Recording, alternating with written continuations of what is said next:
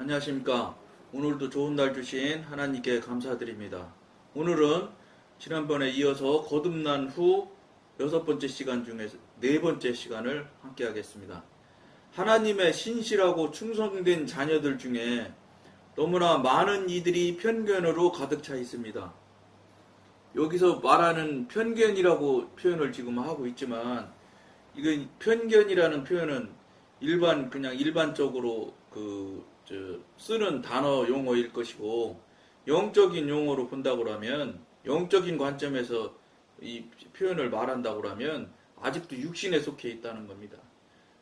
영적으로 거듭나서 이게 영의 사람 쪽으로 돌아서서 가득 있다고 하지만, 생각해보세요. 60년, 저 같은 경우 63인데, 몇십 년 동안을 신앙생활, 그 신앙생활도 제가 30년 넘은 것 같은데, 어쨌든 안 세봤지만, 그렇게 하다 보면, 어느샌지 모르게 자기 습관이 사로잡혀 있거든요.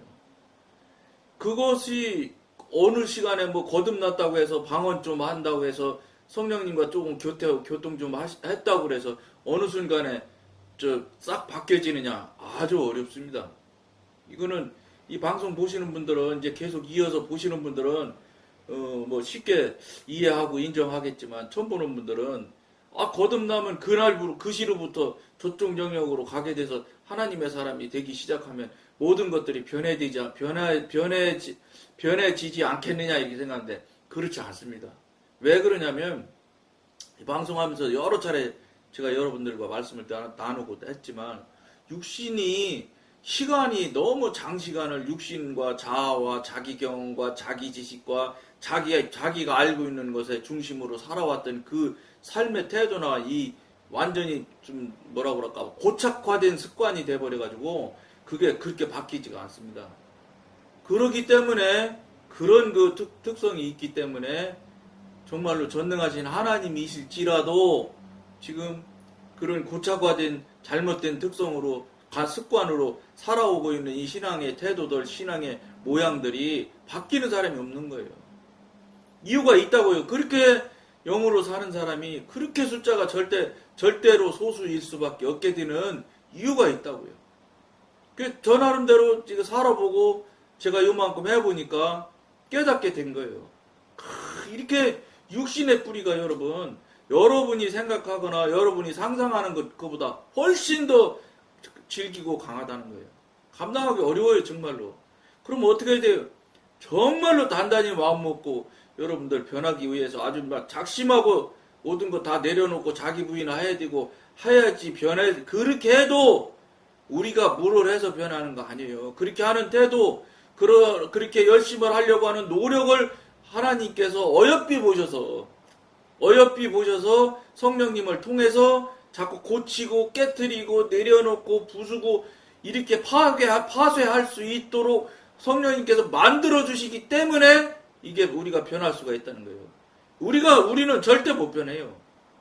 그러니까 간단히 처음에는 그렇게 물론 자기가 열심을 내서 회개하고 돌이키고, 왜냐면 영의 관점으로 바라보았을 때 지금까지 했던 회개나 지금까지 했던 미안해 잘못해서 한 것이 그게 다 그냥 겉으로 육신적인 관점에서는 그게 별 문제 없이 사과가 되고 다 풀어지고 한 것 같지만, 영의 관점에서 보면 하나도 안 풀어진 거예요.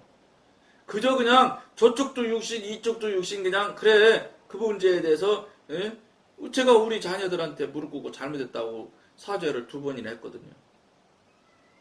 왜냐면 영성훈련하면은 아주 초반기에 가르치고 숙제 내는 게 그거예요. 자기들 아내들이 그릇 닦고 하는 설거지부터 우선 해주는 것부터 숙제를 내요. 아예 왜냐, 대한민국의 남자, 특히 저같이 이렇게 60 넘는 이런 정도에 되면 가부장적인 사회에서 늘 살았기 때문에 설거지 안 해주거든요. 사실은 솔직히 저는 지금도 잘 안 해요. 어색한 걸 어떻게 여러분 용서해 주셔야 돼. 그렇게 어렵다고, 육신이 뿌리가. 그래 이제 그런 절차를 밟기 위해서 자녀들한테도 사과하고, 처음에 자녀들한테 데려다 놓고 사과를 하니까요, 자제 셋 딱 앉혀놓고 내가 지금부터 너희들에게 사과를 하겠다 그러면서 무릎을 탁 꿇었더니 자녀들이 벌떡 일어나서 왜 이러냐고 손잡더라고. 아빠가 갑자기 이상한 사람이 된 것처럼 생각을 하더라고. 그 첫 번째 사과를 하니까 사과를 한다고 하지만 알았어 고마워 됐어 아빠 됐어 이제 용서할게 이렇게 하는데 똑같아. 육신과 육신이 마주쳐서 하는 소리예요. 사과가 안 된 거예요. 왜냐면 사과가 안 된 걸 본인이 압니다. 거듭나게 되고 자꾸 그쪽으로 가려고 노력을 하고 방언기도 하고 회개하고 이렇게 하면은 영적인 부분들이 껍데기가 두꺼운 게 쌓였던 것이 자꾸 벗어져 나가면은 예민함을 자꾸 찾기 시작해요. 사람이 어차피 영에 관계되어 있는 사람 있잖아요. 사람만 만들 때 하나님께서 생명을 불어넣었잖아요. 흙으로 만들어서. 사람만 어떤 것에도 생명을 불어넣었다고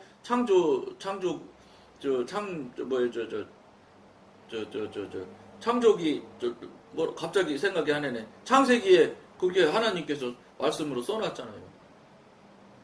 그러니까 우리 만들 때 애초부터 하나님께서 창조를 하실 때 영을 불어넣어 있기 때문에 우리 영이 있는 거예요. 단지 그것을 누르고 활용을 안 하고 하니까 사실상 죽어 있는 거지요. 그러던 것이 이제 다시 깨어나서 회개하고 방언기도 하고 이러면은 이게 이제 예민함을 자꾸 찾아가기 시작해요. 원래 본래로 가는 거예요. 본래 하나님께서 주신 그 대단한 그 영의 권능이라는 건 어마어마해요.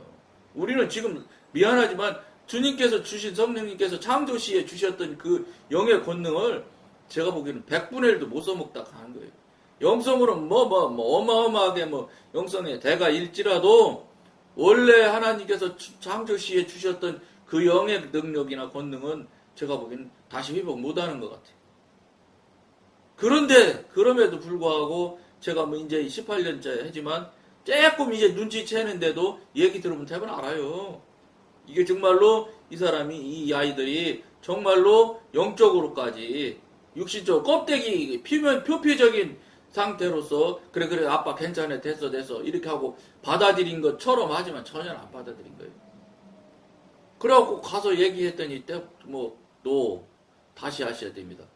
그래서 한 달쯤인가 지나서 빵도 사갖고 이렇게 해서 갖다 주고 앉혀줬고 정말로 무릎을 꿇고 사죄를 하면서 설명을 했어요. 왜 어떻게 설명을 했냐. 물론 이거 영성훈련 할 때 다 이제 말씀해 주시는 거죠. 여러분들도 똑같아요. 이 방송 보시는 여러분들도 똑같이 살았을 것입니다. 조금 강하냐 약하냐 그 강약의 정도는 있을지 몰라도 한국 부모들이 거의 다 그렇거든요. 왜냐하면 예를 들면 어디 자녀들이 학원 가고 싶어하는 자녀들이 있어요? 아빠 엄마 뜻에 맞춰서 내 뜻에 맞춰서 내 계획에 맞춰서 학원 들여보내잖아요. 그런 것들이 사실은 영적인 관점에서 볼 때는 모두 다 그 사람들, 그 자녀들에 대한 영적인 굉장한 압력을 넣는 거예요. 아주 그냥 그 아이들이 말을 못할 뿐이야. 왜 말을 못할 수밖에 없는 게 절대 약자잖아, 절대 약자. 자기네가 무슨 돈을 번다든지 자기가 자립적으로 무엇을 할 수 있는 상태가 아니잖아요. 아무것도 할 수 없고, 해볼 수도 없고, 할 수 있는 역량도 안 되잖아. 그러니까 어쩌겠어요. 방법이 없는 거야, 그쪽에. 자녀들 입장에서 부모에 대해서 상대를 할 때.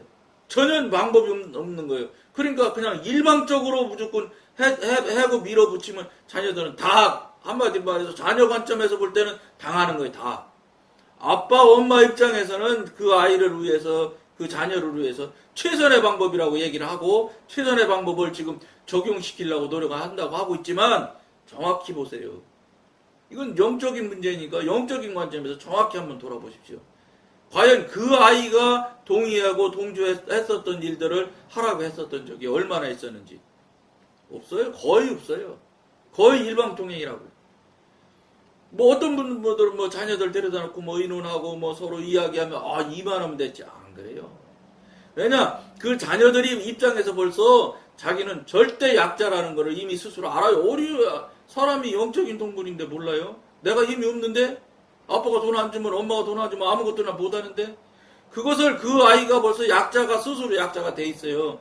그렇기 때문에 좋은 말로 권하고 그 사람이 동조를 한다고 해도 그게 동의가 됐느냐, 동조를 하는 거냐, 다르다는 거예요. 왜 그러냐? 저도 이제 자녀들이 두 딸은 다 결혼하고 이제 손자도 나고 이제 하나는 또 손자 낳으려고 하고 있고 이런데 그 아이들이 이제 사회에서 어느 정도 살았잖아요. 그 아이들하고 의논을 해보거든요. 아빠 의견 하나도 안 들어줘요. 왜 그러겠어요? 자기가 자기 역량이 자기 능력이 충분하거든. 이제 아빠 없어도 돼 이 소리잖아. 우리나라는 이사 갈 때 집을 정할 때 엄마 아빠가 정해서 정하면 그만이지. 자녀들 데려다 놓고 집 물어보고 하는 사람 물론 있을 수 있어요. 저희 연배 되면 거의 없어요. 근데 미국은요 3살짜리도 데려다 놓고 같이 의논을 하더라고. 어떤 집, 이런 집도 있고 이런 집도 있고 근데 네가 보기에는 어떻게 하냐. 무슨 소리냐. 그 나라마다 문화가 있겠지만 한국 문화는 그렇게 한마디로 말해서 일방적인 문화가 많았어요. 그러니까 자녀들이 다시 반대 입장에서 자녀 입장에서 보았을 때는 굉장한 상처를 안 입은 자녀가 하나도 없다고 봐도 과언이 아니에요. 지금 현재 살아가는 아이들도 다 그래. 똑같아요. 모양이 조금씩 다를 뿐이지 큰 틀의 본질에서는 전혀 다르지 않다는 거예요. 근데 우리 솔직히 까놓고 얘기해서 정확히 말씀드려서 육신적으로 생각해도 돼요. 영적인 관점 아니라도. 인간적으로 생각해서 여러분들을 그대로 복사해서 그 아이가 잘한다면 과연 훌륭한 사람이 될 것 같아요? 여러분들이 생각하고 여러분들이 목적을 세운 대로 그 아이가 그렇게 된다고 해서 그 아이가 그 자녀들이 과연 훌륭하게 될까요? 물론 열심히 잘해서 판사 되고 검사 될 수 있겠죠. 그걸 아빠나 엄마가 보았을 때 그 자녀가 잘 됐다고 생각을 할 수 있을 수 있어요. 훌륭하죠. 세상에 1%도 안 되는 영역 안에 들어갔으니까. 그러나 엄마 아빠 생각일 뿐이에요. 그 아이한테 물어봐서 그 아이가 그렇다고 하면 할 말은 없지만 과연 그럴 거냐. 그 아이가 과연 30년 40년 50년을 살아가면서 과연 우리 아빠가 나에게 정말 최선의 방법으로 최선의 목표로 만들어졌구나 이렇게 인정하고 시인할 수 있는 자녀들이 있겠느냐. 많지 않아요. 거의 없다고 봐도 저는 과언이 아니라는 거예요. 그저 우리 아들 판사 됐어. 우리 딸 검사 됐어. 이것으로 자기 만족에 그냥 빠질 뿐이지 사실은 이게 무엇을 얘기하고 있는지 알고 있냐면 여러분들 육신적인 행위들이라는 게 결국은 나온 결과를 볼 때는 이렇게 별 볼 일 없는 잘못된 오판된 잘못 계산된 결과가 나온다는 거예요. 그럴 필요 없다는 거예요. 혹시 이 방송을 젊은 분이 보신다면 놔두세요. 열심히 기도해 주세요. 그 아이를 위해서. 그러면 하나님 그 아이의 주인은 육신의 주인은 아빠고 엄마라고 할 수 있지만 육신은 이미 나서 키워서 먹여서 입혀서 그 다음에 하나님이 키워주시고 그러면 그 다음에는 육신의 이 역할은 다 한 거예요. 나머지는 그 다음부터는 이제 하나님의 자녀일 뿐이에요. 그러니까 하나님께서 할 수 있게끔 인도라 잘 해줘서 그 아이나 그 자녀들로 하여금 성령님을 만나게 해주고 하나님을 교통하고 교제하는 일에 열심을 해서 그분 하나님 전능하신 하나님 뜻대로 하나님 목적대로 끌고 가시면 그 아이의 처음부터 끝까지를 다 아는 하나님이 이끌기 때문에 그건 그 아이도 반드시 마지막에 가도 아주 만족하며 행복하게 살다가 하나님 품에 안길 거예요. 하늘나라 갈 거라고요. 하나님한테 맡기면. 근데 우리는 그걸 안 하는 거예요. 내가 볼 때, 내 기준으로 했을 때 만족하게 하고 싶어 하는 거예요. 이게 뭐예요? 다 하나님 뜻과 무관한 짓을 하고 있다고. 이거 굉장한 이야기예요. 하나님한테 맡겨놓으면 하나님이 안 계시거든. 하나님 뭐 계셔야지 뭐 얘기를 하지. 하나님하고 뭐 교통이 성령님과 교통이 교제가 되길 뭐라 해 뭐 이런 이야기가 통하지. 그럼 무슨 소리겠어요? 우리는 어차피 영을 불어넣어서 창조된 인간이고 하나님을 닮은 인간이로 하나님께서 창조하셨기 때문에 하셨을 때부터 우리는 하나님과 의지해서 하나님과 같이 살아가고 동행하고 동반하면서 이 세상 나라서 이 세상 나라에서 이 세상 천국을 충분히 누리고 즐기다가 이 세상 나라의 천국보다 더 100배, 1000배 더 좋은 저 천국까지 가서 너희들이랑 나랑 같이 살자. 이런 뜻에서 하나님께서 우리 인간들에게 자유의지를 주고 창조를 하신 것이지 않겠는가. 찬양과 찬송 받으시려고. 근데 우리는 찬양과 찬송하는 시간은 하나도 없어요. 교회 가서 앉아가지고 할 수 없이 몇 장 찬송, 몇 장 찬양하겠습니다. 그러면 그냥 찬송 펴서 또 노래할 뿐이지 찬양은 무슨 찬양이에요. 영으로 찬양하고 영으로 하나님의 뜻에 맞는 찬양을 해야 찬양이 되지. 노래지. 노래하는 거예요. 노래 교회 가서. 왜냐 다 모인 자리에서 같은 곡을 부르자고 했으니까 노래를 할 뿐이에요. 뭐 가사가 하나님 찬양하면 찬양이 되는 겁니까? 그럼 뭐 김일성이 찬양하듯이 뭐 김일성이 찬양하는 게 뭐 18줄인가 된다대. 그렇게 막 하나님을 그렇게 막 그럼 전능하시고 위대하신 하나님이시고 막 이렇게 하면은 우리가 그 찬양 된 거예요? 그렇게 위대하신 하나님이 돼서 그렇게 말한다고 해서? 하나님이신 전능하신 하나님께서는 그렇게 찬양하는 건 찬양으로 받아주시지도 않을 건 말할 것도 없고 쓸데없는 소리 한다고 하실 거야 아마. 무슨 말씀이냐?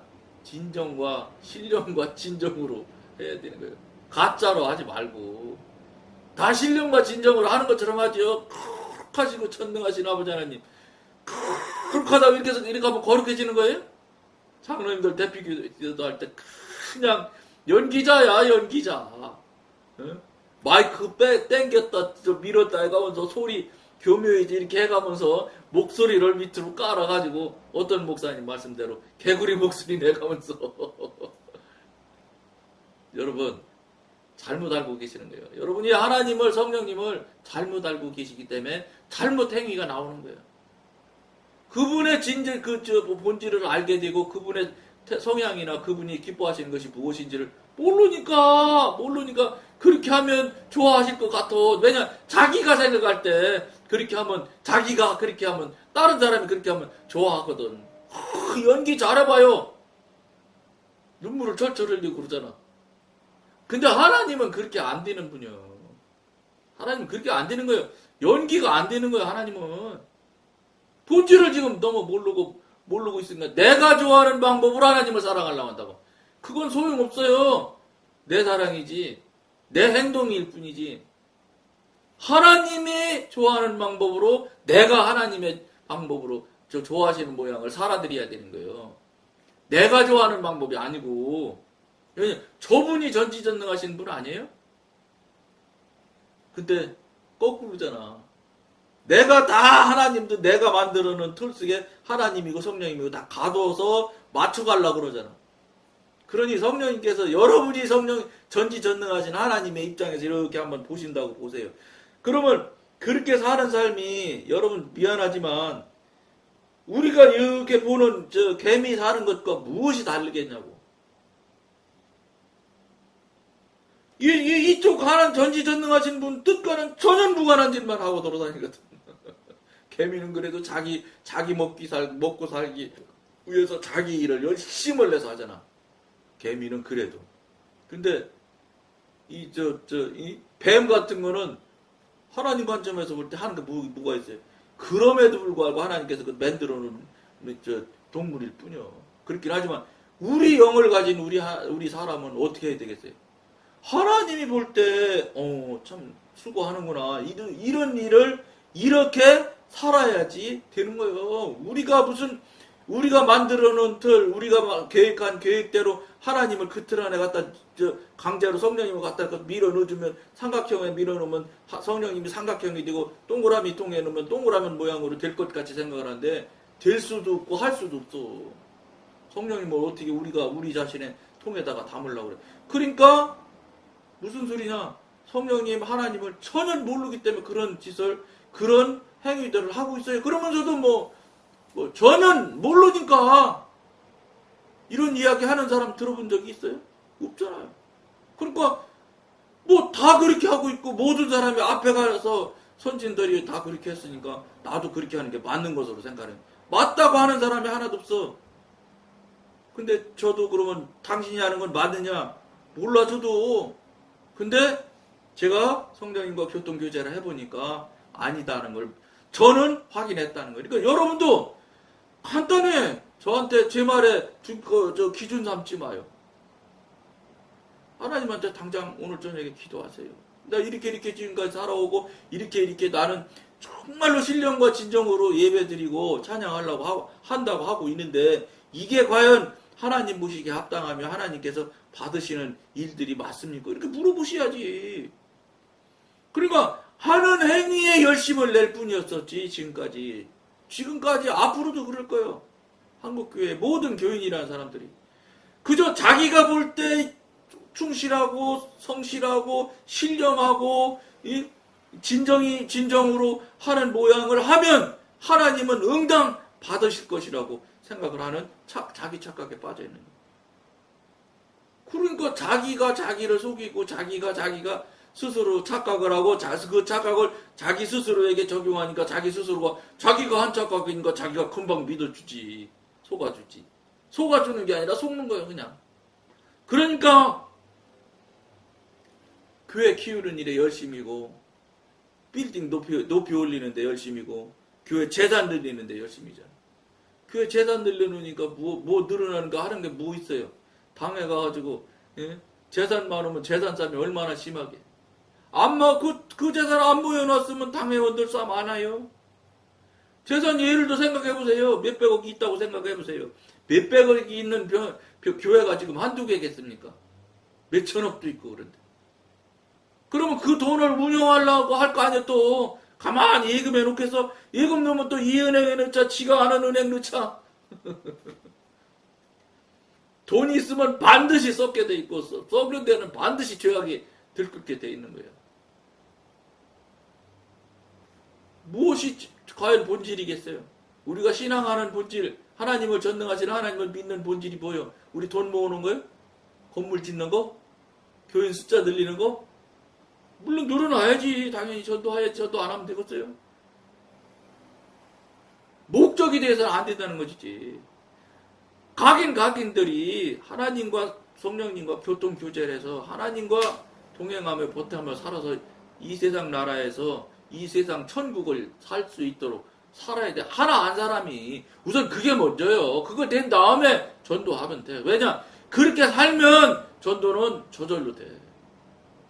앞에 방송에서도 제가 말씀드린 적이 있는데 로마 시대 때 이거 기독교 절대적으로 탄압해서 네로 황제가 절대적으로 기독교인 다 죽이고 콜로세움에서 이 사자에 물어 죽이고 별짓 다 죽였잖아.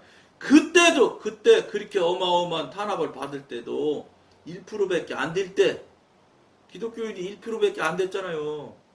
근데 여러분 하나님이 이루시고 만들어 가시는 방법을 우리가 상상을 할 수가 없는 방법을 쓰신다고요. 생각해보세요. 1%밖에 안 됐는데 어떻게 국교가 됐겠어요? 국교가 될 수밖에 없는 것이 로마 시대가 얼마나 부패가 됐는지 자기도 그렇고 아버지도 그렇게 살고 아버지의 처인 엄마도 그렇게 살고 아버지의 엄마의 자녀인 자녀 딸도 또 그렇게 살아. 뭐냐? 남자는 다른 여자랑 살아. 여자는 다른 남자랑 자. 자녀도 남자는 또 그렇게 해. 그러니까 아빠가 아무리 아빠가 나쁜 아빠라고 쳐도 자기 자녀에 대한 며느리를 얻으려면 누구 집 권력가 누구 집 딸 뻔히 알잖아. 그 딸이 다른 남자들이랑 저녁마다 가서 지금 시대로 말하면 어디에 뭐라고 그래? 나이트 클럽이라고 그러나요? 우리 시절 때 얘기인데 어쨌든 뭐 디스코텍 가서 그 짓 하고 다른 남자랑 자고 하는 걸 뻔히 다 아는데 모두 그렇게 살거든. 로마 시대 때 얼마나 먹을 게 많았으면 먹고 손 넣어서 토하고 또 먹고 그렇게 했다잖아요. 그러니까 아버지 엄마가 볼 때 며느리를 삼으려니까 그 며느리는 아무리 봐도 안 되겠거든. 그러니까 그 중에서 깨끗하고 정결한 여자를 찾다 보니까 저기 하녀 기독교인들이 그때 뭐를 했어요? 다 감출 때잖아. 그러니까 아주 빈약한 비천한 데, 있던데 다 삶을 살았다고요. 그런데 그 사람들이 눈에 볼 때는 오히려 차라리 하녀가 난 거예요. 깨끗하거든, 그 아이는. 그래가지고 황제들, 임금님도 황제도 왕비를 구하려는데 왕비가 그런 사람이 하나도 없는 거예요. 온 문화가 다 그렇게 돼가지고. 그러다 보니까 결국은 이 하녀가 가서 어느 자녀를 낳고 그 자녀가 그 크리스찬인 하녀가 자녀를 낳는데 자녀를 너 술 먹고 놀어라 했겠어요? 얼마나 거룩과 경건을 중심으로 해서 잘 키웠겠어요? 그러면 그 아이가 올바르게 크게 되고 그 아이가 결국은 왕비가 되고 황제가 결국은 황제까지 가는 거예요. 여러분 여러분들이나 우리가 생각할 수 없는 상상조차도 할 수 없는 방법으로 하나님께서는 세상을 만들어 가신다. 일부러 가지고. 그래서 어떻게 됐어요? 결국은 국교가 기독교가 되는 거예요. 이게 하나님의 방법이에요. 우리는 어마어마한 권력을 저 열심당원들은 예수님이 이 메시아로 오셨으니까 그냥 말 한마디면 그냥 로마 싹 쓸고 그냥 예수님께서 황제 들고 가시고 전 세계 무조건 기독교 믿어라 이렇게 하면 될 걸로 생각을 하자니 권력으로 생각을 하니까. 근데 하나님은 그 방법 안 쓰세요. 사랑으로 정말로 촉촉이 젖어들은 스폰지에 물이 스며들던 것처럼 온전하게 스며들어서 신앙이 되게 만들려고 하시는 분이지 어느 날 갑자기 권력을 써서 지금부터 기독교 믿어 안 믿으면 다 전부 다 죽여버릴 거야 이렇게 해서 하시는 그런 하나님이 아니라는 거예요. 무슨 말씀이냐? 우리가 생각하고 우리가 상상하고 우리가 알고 있는 문화 우리가 가지고 있는 습관 관습대로 하나님이 움직이시느냐? 절대 안 움직인다는 거예요. 제가 그러니까 교통하면서 만들어져 가시는 일들을 보면 이상해. 일반 우리 사람이 생각하는 방법으로 안 하신다고요. 이상하지. 근데 물어봤다네 성령님한테 하나님한테 왜 이러냐고 물어봤더니 물어본 것에 대해서 깊은 묵상을 하게 하시더라고요. 근데 왜 그런지 알아요? 이거 앞에 방송에서 이미 얘기한 거예요. 우리 위해서 그러시는 거예요. 왜 그러냐면 우리 정도가 알거나 우리 정도가 상상할 수 있는 방법으로 기적을 자꾸 행하시면 나도 할 수 있다고 생각한단 말이에요. 육신이 얼마나 사악하고 교활한데. 그러니까 우리가 생각조차 할 수 없는 방법을 써야지만 이 육신이 아이고 이건 정말로 전지전능하신 분이 하신 거 맞네 이렇게 시인할 수밖에 없는 거예요. 그러니까 모세한테 바위에다가 명령을 해서 물을 내게 하라 이렇게 하시는 거예요. 바위 보고 홍해를 건너게 하는 거예요. 홍해 건널 걸 사람이 상상할 수 있어 과학자가 계산할 수가 있어요. 그 방법을 쓰시는 게 왜 쓰시냐? 우리 때문에 그래. 우리가 믿질 않으니까 정말로 도저히 상상할 수 없는 방법으로 기적 같은 일들을 해도 여러분 홍해 지나가지고 14일인가 더 갔잖아. 갔는데 마라에 쓴물 나오니까 그 홍해의 그 기적을 다 경험하고 다 살아서 자기들은 건너갔고 애국 병사들은 다 물속에서 수장되는 걸 직접 눈으로 목도한 그 이스라엘 백성들이 14일 더 가서 마라에 쓴물에 다 죽잖아. 나 죽겠다고 나 지금 목말라 죽겠다는 거예요. 그러니까 하나님이 어디 있냐 뭐 이러고 앉았잖아. 육신이 그렇게 악독하다고. 그렇게 어마어마한 기적을 봐도. 그런데 여러분 이제 이 성령의 사람 하나님의 사람이 되기 시작하면 그런 크고 작은 놀라운 기적들이 자꾸 나타나요.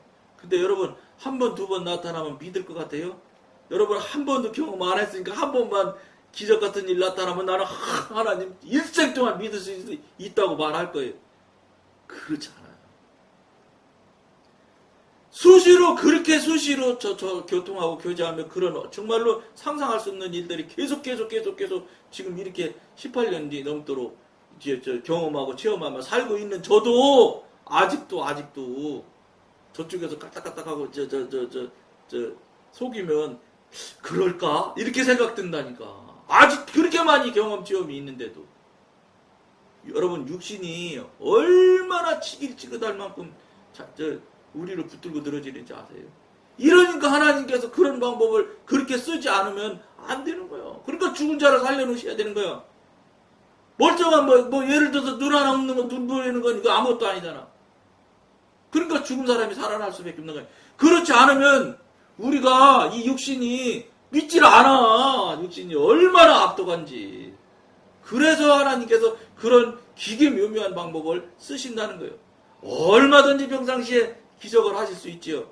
안 믿어 이것들이, 이 육신들이. 경험 체험이 그렇게 많은데도 자꾸 계산해 본다니까. 자꾸 이제 그런 건 많이 전 없어졌지만, 여러분이 경험하고 체험이 없으니까 한 번만 해줘도 그냥 일생 붙들고 갈 것 같지만 안 그래. 경험 자꾸 많고 기적 같은 일을 체험을 계속 해보세요. 그러면 그때 마음 바뀌어서 또 딴소리하고 딴 생각한다니까. 이 반드시 그렇게 돼 있어. 그걸 하나님께서 묵상하면서 알게 해주셔야 돼. 결국 나를 위해서 홍해를 건너시는 거구나. 나 때문에 바오의 명에서 물내라고 하시는구나. 이게 결국은 나 때문에 하나님까지 골치 아파진 거야. 에? 내가 바르게 살면 하나님이 그냥 물에서 그냥 물 나오라고 하면 되는데, 그렇게 했다가는 안 믿으니까 나 믿을 수 있게 해주시려고. 그래서 그 기적 같은 일을 하는 거예요. 여러분 그거 알아야 돼. 무슨 하나님이 할 일을 주셔서 뭐 기적같이 기기묘묘한 방법으로 우리 뭐 홀키려고. 아니요. 우리가 하도 안 믿으니까 그렇게 방법을 써주시는 거예요. 그래서 믿지 않는 자도 천국 갔다 와서 지옥 갔다 와서 간증하게 만드는 거예요. 그래서 믿으라고. 여러분들 믿으라고. 이거 보통 심각한 일 아니잖아요. 우리가 그래 육신이 여러분. 근데도 아직도 거듭났다면서도 육신에 계속 기웃거리고 있으면 안 되겠어요? 안 되지. 그들은 이미 무엇이 진리인가를 결정하고 어떤 진리를 받아들일 것인가를 결정했습니다. 이들은 다른 진리는 모조리 배격합니다. 다른 진리들은 그들이 이미 품고 있는 선입관과 부합되지 않기 때문입니다. 이 육신으로 있기 때문에 아직도 아까 말씀드린 대로 자꾸 내가 만드는 틀 안에 하나님을 만들려고 한다고. 이럴 것이라고 생각을 해. 맞을 거야 이러면서. 그렇게 생각하지 말고 그렇게 하지 마시라니까. 물어보시라니까. 맞느냐고. 그들의 머리는 그들의 심장만큼 포용력이 크지 못합니다. 그런가 하면 세상에는 또 아무런 생각도 품을 수 없는 마음을 가진 하나님의 자녀들이 있습니다. 아무리 많은 진리를 들었다 할지라도 이들은 그 진리를 기억하지도 못하고 실천하지도 못하며 남에게 전달하지도 못합니다. 그러니까 전도를 못하는 거예요. 여러분 교회에서 전도 못해요. 전도하라 그러면 아무라도 전도할 것 같지요? 아이고 그렇지 않아요. 그나마 전도하는 것도 조금 좀 된 사람이 하는 거예요. 아무것도 아닌 사람은 전도도 못해. 그러니까 돈 줘서 데려오는 거지. 꼬셔오는 거지. 경로당 가서 10,000원씩 줘갖고 총동원 주일날 해서 할머니들 데려오잖아. 걷지도 잘 못하는 할머니들. 이 사람들은 분명히 많은 것을 들었지만 그 중에 어떤 것도 표현할 능력이 없기 때문에 그런 거예요. 영적으로 영에서 나가는 이 전도가 돼야 되는 거예요. 말로 그냥 성경 지식을 가지고 그 사람 모르잖아. 성경이 뭔지도 모르는데 출애굽기가 뭐냐고. 그러니까 대학교 교수님이 간증하러 나와서 이게 무슨 도자기 굽는 이야기인가 그렇게 생각을 했대요. 그게 그렇게 성경이 출애굽기인데 애굽을 탈출한 떠나는 출이잖아요.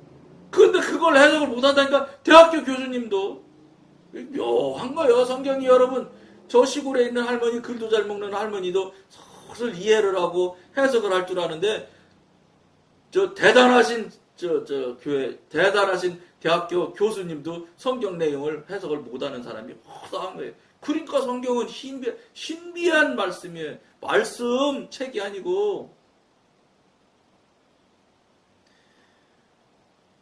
여러 해 동안 진리를 받았지만 다른 사람들의 필요에 대하여 조금도 공급해 주지를 못합니다. 남한테 이걸 전하려면 여러분 쉽게 안 되는 거예요. 그들은 스스로 성령 충만하다고 자부할지도 모릅니다. 그러나 이러한 징후는 그들의 마음이 새로워지지 않았음을 나타내는 것입니다. 사람의 머리가 심령보다 사람들에게 더 많은 해를 끼칩니다. 머리가 심령보다 사람들에게 더 많은 해를 끼친단 말이에요. 성도들이 심령을 새롭게 하는 것과 머리를 새롭게 하는 것의 차이를 배워 알고 있다면 인간을 믿는 실수는 범하지 않을 것입니다. 사람 믿을 존재가 아니다 이 말이에요. 그리스도인들은 하나님과 매우 긴밀한 교제를 가지고 있는 자들이지만 자기도 모르는 사이에 사탄의 제안을 받아들임으로써 행동이나 말이나 관점에서 오류를 범할 수 있다는 것을 깨달아야 합니다. 성경의 분명한 가르침을 제외하고는 어떠한 사람의 말도 전적으로 신뢰할 수는 없습니다. 사람은 믿을 수 있는 존재가 아니에요. 간단히 말씀드리면 사람은 무한정 사랑할 대상이지 믿을 대상은 절대 아니에요. 사람 아무리 친한 것 같아도 여러분 상황 따라 변하는 모습을 보십시오. 사람은 믿을 존재가 아니고 무한정 사랑할 대상일 뿐이다. 명심하시면 영성 훈련이 아주 좋습니다. 우리는 어떤 사람을 좋아하고 존경한다는 이유 때문에 그 사람의 말을 따라서 생활해서는 안 됩니다. 믿으면 안 된단 말이에요. 그의 말과 행동이 지극히 거룩하게 보일지라도 그의 생각은 신령하지 않을 수도 있습니다. 거의 신령하지 않습니다. 거의 다. 그러므로 우리가 관찰하는 것은 그의 언행이 아니라 그의 마음입니다. 만일 한 사람의 생활 태도 때문에 그 사람이 말하는 것이 하나님의 진리라고 믿는다면 우리는 성경 대신에 사람의 말과 행동을 진리의 척도로 삼는 잘못을 범하는 것입니다. 깊이 생각하셔야 돼요, 여러분. 깊이 생각하고 돌이키시면서 늘 말씀드린 대로 확인해 보십시오. 성령님한테 기도하시고 성령님한테 하나님한테 여러분들이 지금 하고 있는 행위들에 대해서 맞는지 틀리는지를 꼭 확인하는 것을 확인할 것을 권해드리면서 오늘은 여기까지 하겠습니다. 감사합니다.